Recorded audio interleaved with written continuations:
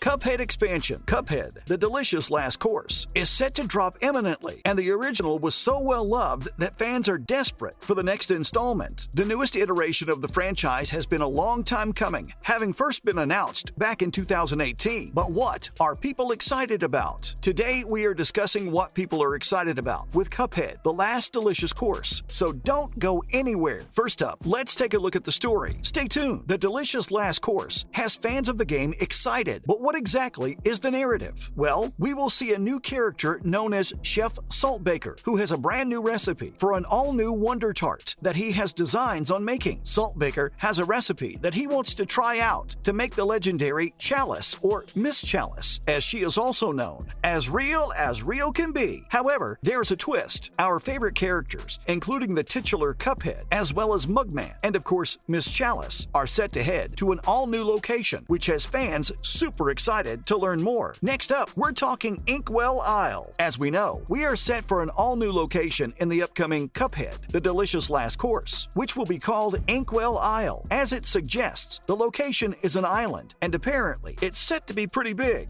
Inkwell Isle is bigger than any other island the game has previously offered, and is set to feature a lot of biomes brought together into one all-new location. Fans are super excited to get a look at Inkwell Isle, which by all accounts will feature added extras such as challenges and optional secrets, which we absolutely can't wait for. Inkwell Isle should keep players occupied for a long time when the game finally drops. What do you guys make of this new location? Fans are also excited about the brand new playable character. The upcoming game, which is actually set to drop this week, June 30th, will introduce us all to a brand new playable character. The delicious last course will feature a character known as Miss Chalice, who is set to feature her own brand new abilities and attacks. As has become pretty obvious over the past few weeks with all the promos for the game, Miss Chalice is going to be central to the whole plot, while also being retroactively added to the base experience too, which is pretty cool. For those of you who don't know what this means, once you've acquired Miss Chalice in the delicious last course, you can then go back and play with her through all the content in the base game too. We love it! What have you guys made of Miss Chalice so far? Let us know below. Next up is Miss Chalice's gameplay. Another thing fans are beginning to get intrigued about is how Miss Chalice will actually handle within the new game. How will she differ from the other characters, such as Cuphead and Mugman, in what she's able to do and how she moves? All this will be super interesting to see once the game finally drops this week. Apparently, the character will come complete with an extra health point, which is a pretty good start in a game such as this. It's also been suggested she will be able to do things no other character can do, such as a dash parry, a double jump, and also an invincible roll, which will all set her apart from the other characters which have come before her. Another way she will differ is with her new super arts. Her regular attacks will come with a different rate of fire, different spread,